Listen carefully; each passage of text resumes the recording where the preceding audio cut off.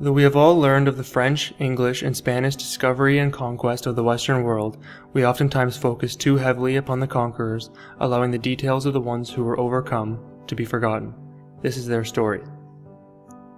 Before settlement of Canada by British and French forces, First Nations people were living in harmony with Canadian land. As the populations of the colonists grew, so did disregard for the native peoples of the land. Around 1849, residential schools were put in place and extreme segregation laws were enacted. First Nations children were removed from their families and communities and forced into European ways of life. The young children who were forced into residential schools were degraded and abused.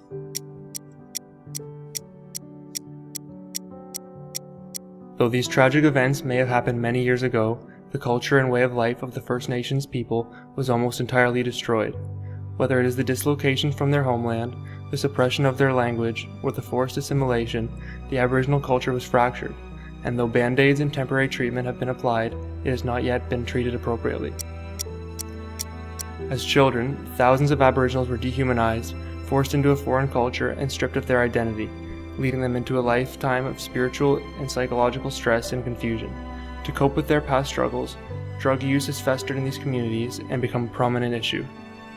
Stuck living a life between European and the native culture, incongruence can define their lifestyle. Plagued by a treacherous past, use of drugs is seemingly the only way to escape reality. A shocking 82% of Aboriginals reported that their substance abuse behaviors began after attending residential schools. Sadly, the pain does not end with this generation. The negative social, psychological, and physical effects of drug abuse has caused the pain to be passed on through the generation. This cycle needs to be broken, yet treatment of the First Nations community today encourages this destructive, reoccurring lifestyle to continue. This is not the way it has to be. But we cannot actually go back in time to before the Aboriginal people's life was disrupted. We can attempt to restore what they once had, encouraging and supporting the communities in the rebuilding of their culture, and ensuring these Canadians feel at home in their own world.